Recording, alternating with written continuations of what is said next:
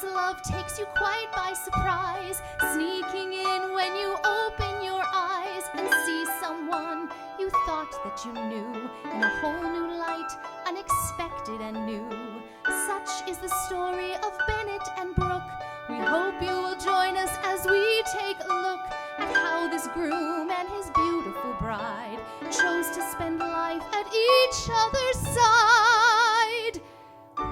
Who could have known that right here, so close to home, was the someone they had both been searching for? And there's so much more. So please let us share how this couple we see there came to see it, find it, feel it in their heart. Let's go to the start.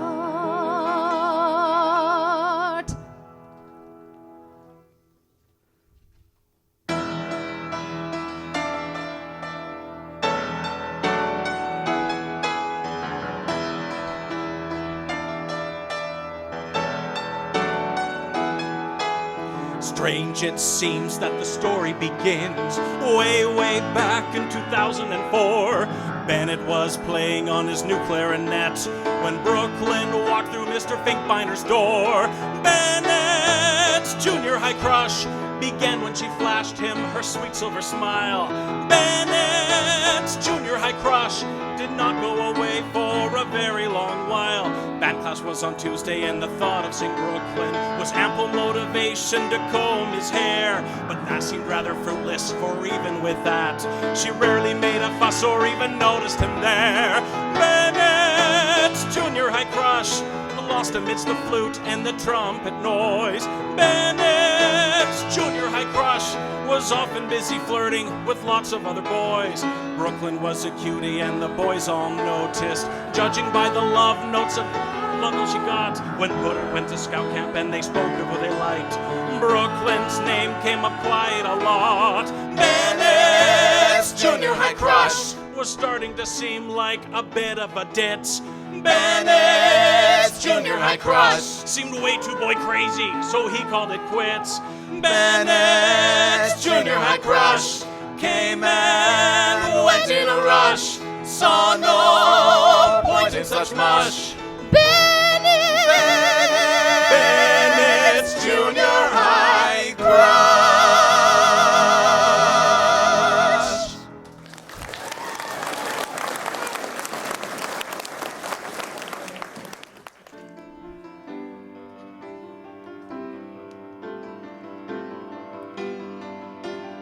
Years went by, they went to school but didn't see each other much. Said hi in the halls and went to seminary class and such. Bennett worked at Sobeys, packing shopping carts and pushing brooms. Brooklyn loved to sing and act and hang out in the drama room. Graduation came and went and Brooklyn headed off to school. Bennett kept on working was the rule. Time to serve a mission, Bennett's off to Washington, D.C. And Brooklyn served in Portugal, away across the deep blue sea. Bennett, how could you ever guess, when you were finished your mission, Brooklyn Mullen would reassess her junior high school position? Brooklyn, did you imagine then, with all those boys you were writing, the crazy kid you knew way back when would prove to be most exciting? Missions ended, both came home, but neither crossed the other's mind. Brooke returned to BYU to see what prospects she might find. So the story really starts when she came home to Calgary. Wanted a semester off to be at home with family.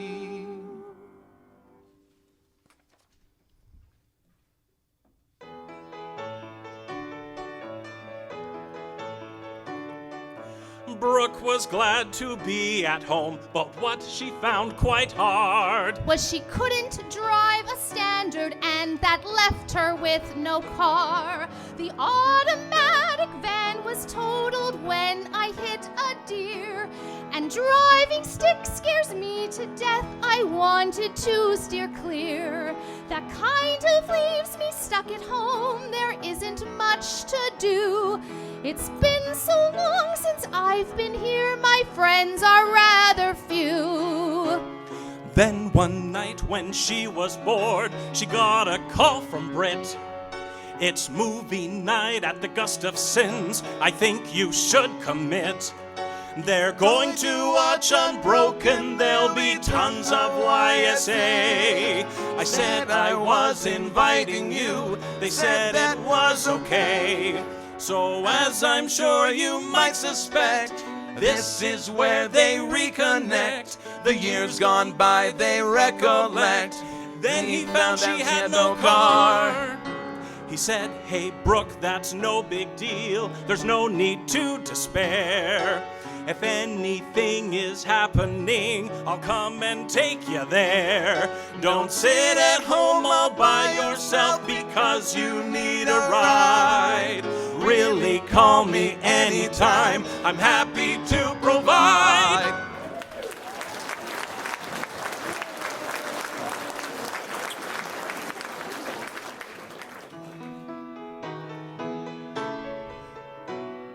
Not long after this, Brooklyn went to the New Year's dance, where she found herself in a troubling circumstance. I'm leaving on a scuba diving trip. I feel the night-long parties I should skip.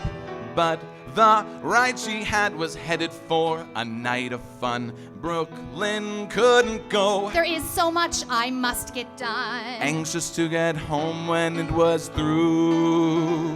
She didn't know what she was going to do. Hey now, Brooklyn, better find a way. Tomorrow's a new day. You'd better find a way. 6 comes early, you're going to be so tired. Sleeping is required, you're going to be so tired. Then she thought of how Bennett said he was always there. If she needed him to catch a ride with anywhere, she decided she'd give it a try. He really was a super helpful guy. Is there any chance you're going to leave the dance now? Is there any chance? I'd be grateful if I could get a ride. If your car's unoccupied, then could I get a ride? Could I get a ride?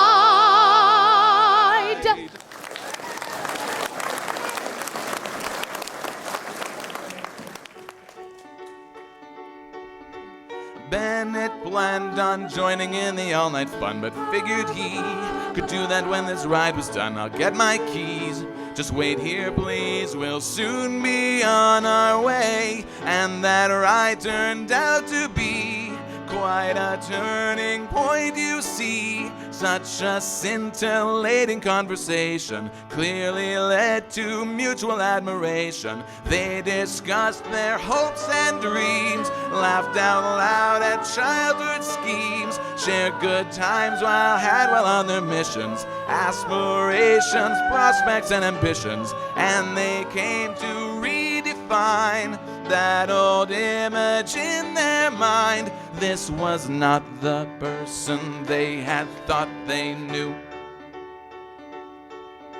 Still, it seemed they only planned on being friends. More than that was difficult to comprehend, but things progressed, and as you've guessed, they liked each other more. Brooklyn knew that she was going back to school, so even though she thought that he was kind of cool, there was no chance of a romance, despite their great rapport. So when they watched Groundhog Day and his hand reached out her way, she decided she would just ignore it. There was not a chance she's going for it. Bennett thought, well, that's okay. I'll still drive her anyway. I enjoy our friendly conversation. I have no concerns or expectations. It's the kind of thing a decent guy would do. Every week now, Brooklyn joined him to attend discussions, teaching gospel doctrine to his friends. The things he thought, the way he taught, were touching to observe. She was really quite impressed at the views that he expressed. And she wondered there for just a minute if perhaps she wanted to begin it. So when others had gone home and they were left there all alone, she was struck by all that she was feeling. It is fair to say her mind was reeling. So she snuggled right in close up to him while watching a show. Little did he know that she was thinking he really was fine and wondering if she should change her mind. Maybe now while watching Lilo and Stitch would be a good time to make the switch. But that's plain crazy, have I gone weak? But he's kind of cute and so unique and really kind and thoughtful too. I really think this is what I want to do. So she leaned right in, put her head by his, and made it quite clear she would like a kiss. Though shocked and surprised, he leaned right back, and before the two of them knew it, those lips went smack.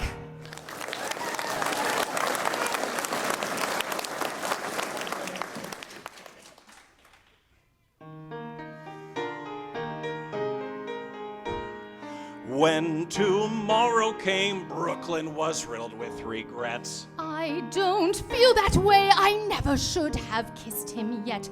I am sorry, please don't think me bad. If I hurt you, I would feel so sad. Like I said before, I just want to be your friend. All this mushy stuff, it really must come to an end. Bennett said, don't worry, Brooke, it's cool. But it was awkward, he felt like a fool. Hey there, Bennett, there's no need to fret. Things aren't over yet, no, there's no need to fret. That's right, Bennett, none of this makes sense. No need to take offense, 'cause none of this makes sense. Wanting to give her some space, Bennett backed off from the chase. I hope that this awkwardness will end. I'm perfectly happy to just be friends.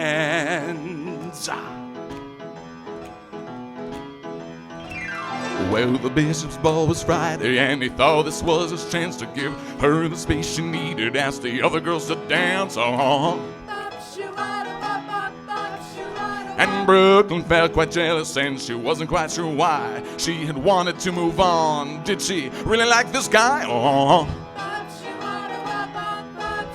She was secretly quite thrilled when he said he could help clean up, and he did.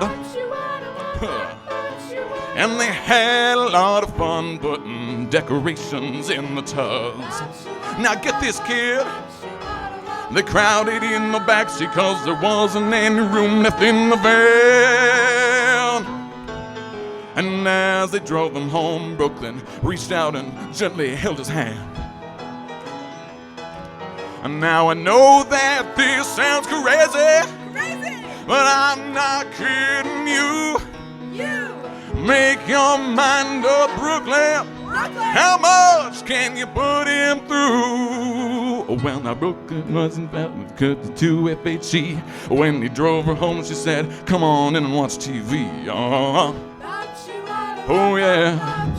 As they sat, he decided that he couldn't resist. Felt the timing was right, he should give her a kiss.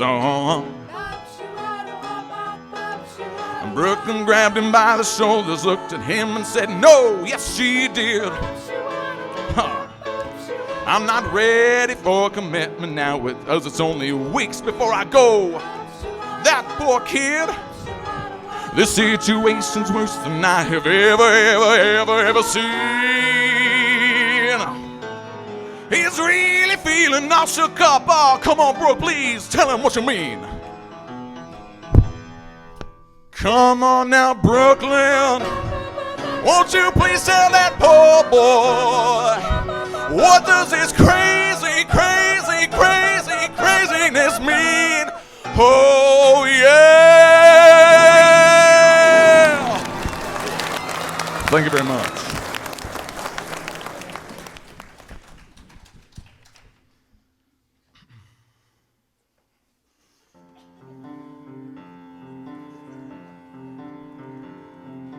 Bennett, I'm trying to tell you, I think you're super nice. So much that I have been a fool, and I've led you on now twice.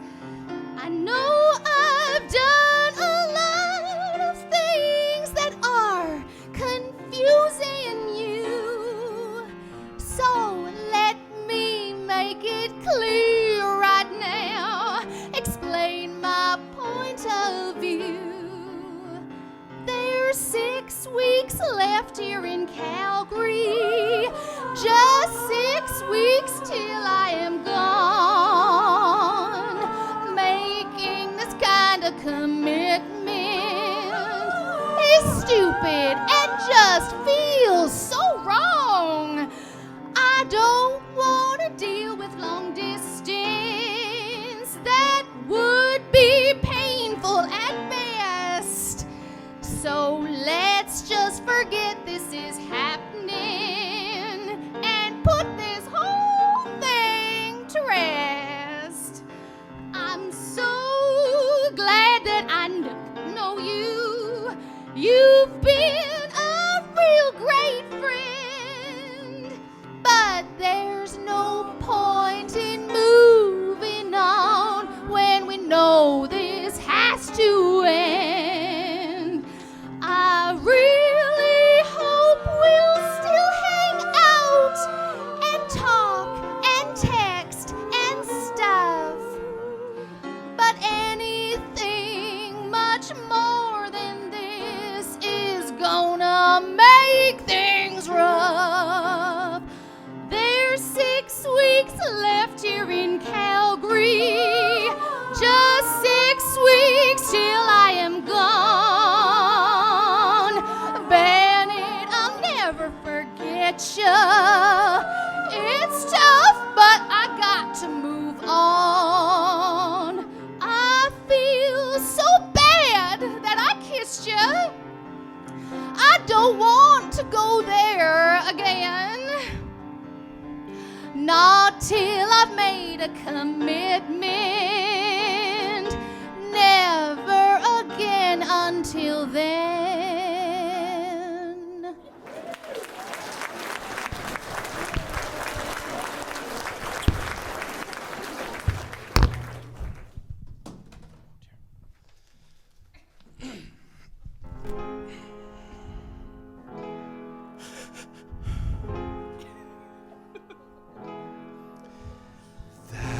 Didn't go so well. We're back on the carousel, spinning in circles. This ride needs to end. Why did I not resist going in for the kiss? I would have rather just stayed her good friend. I will miss giving her those rides. It's been nice with her by my side, but now it is best that I leave her alone. When she is in my sight, I want to hold her tight. So I think it's best I just stay away. I feel sad it's the end. She has been a good friend, but she said it's over. It's time to move on.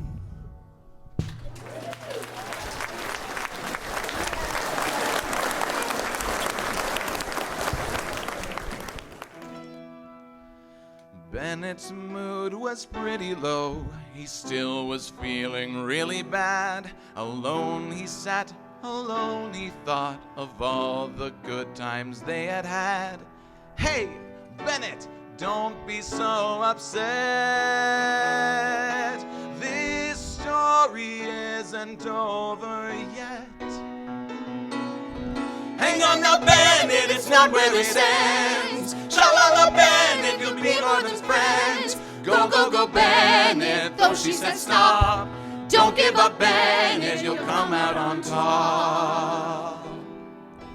3 days later, Haley called and asked if Brooke could babysit. How she wished that she could ask if Bennett could come help a bit. Why not? She thought, he's still my friend. I'm sure he'd come and help me tend. She sent a message and he was confused. His instincts told him he'd better refuse. She kept insisting, said they'd have fun. He kept resisting. I thought we were done. Still he thought, She's still my friend. I guess I could go for a while. As long as I don't get too close, that will be my only trial. nervously he knocked on the front door, wondering what this night could have in store.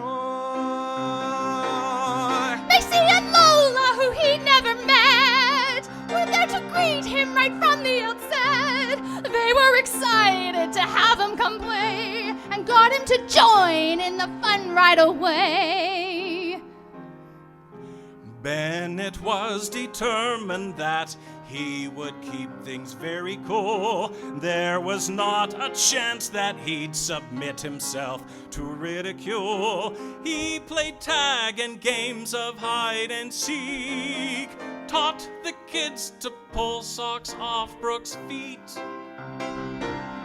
And they were laughing at things that he said, stories he told as he put them to bed. He was amazing, so fun to be with. Having him there was really a gift. Once again, those feelings Brooklyn was determined to deny rose within her, and she knew she didn't want to lose this guy. I don't know what I am going to say, but I know I can't throw this all away. We told you, Ben, it'll turn out okay. Don't know yet, Bennett, but this is the day. She's changed her mind and you're in for a shock. We want to watch while she gives you the talk. Hang on now, Bennett, it's gonna be fine. She will be yours till the end of all time. Her mind is changing, and soon you'll see things will be different. Just take it from me.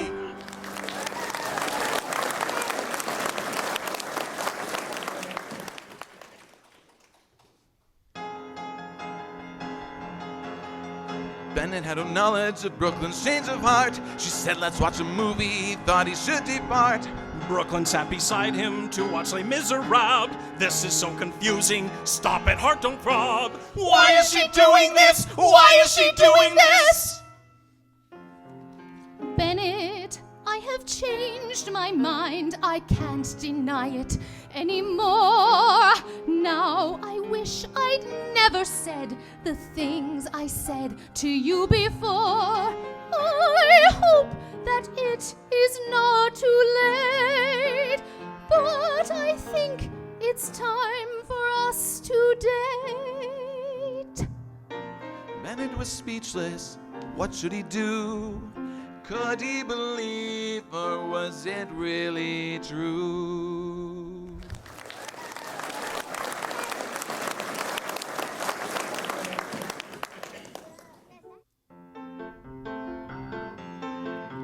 Oh, sure. Why not?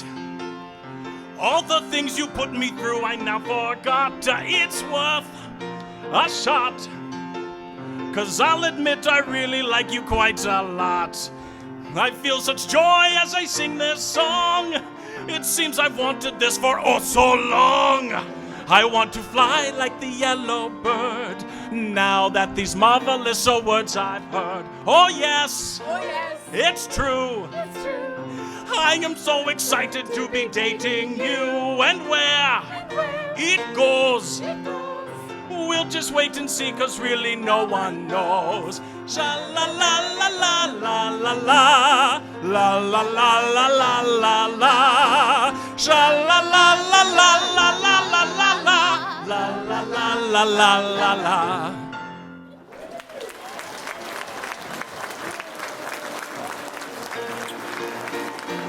Brooklyn and Bennett started dating, and now we celebrate tonight a friendship that developed, blossomed, became ripe through Skype, through Skype, through Skype.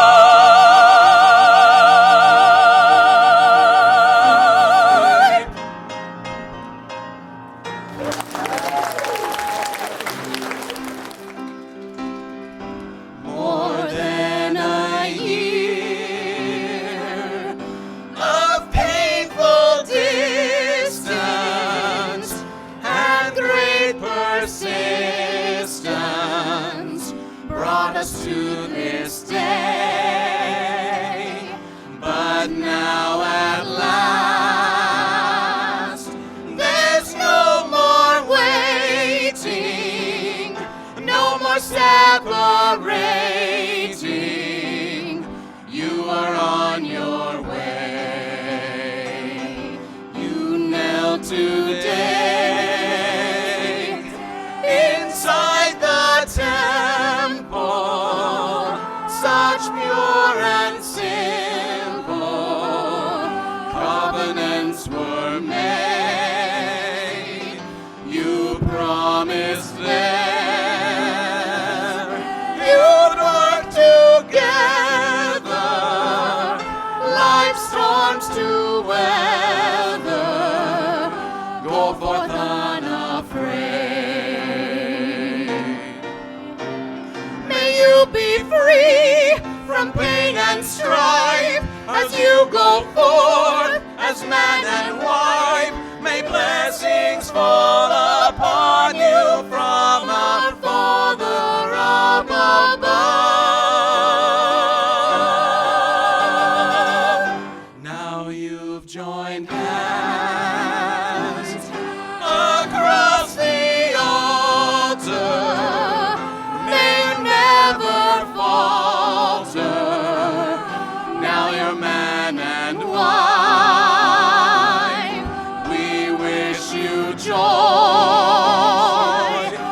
and love and laughter, happy ever after, all through your life. Brooklyn and Bennett, may you find that life will bring harmony, peace, and joy through all eternity.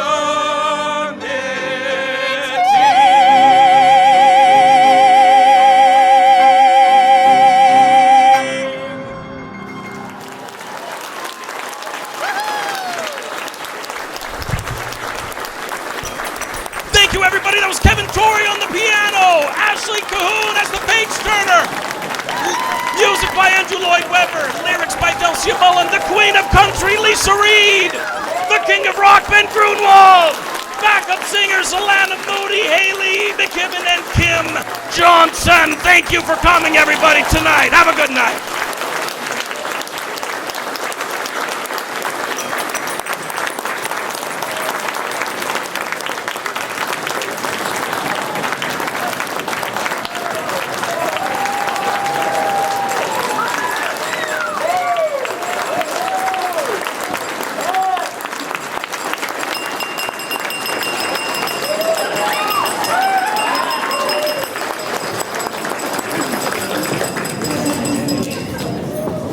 lot of work put into that place.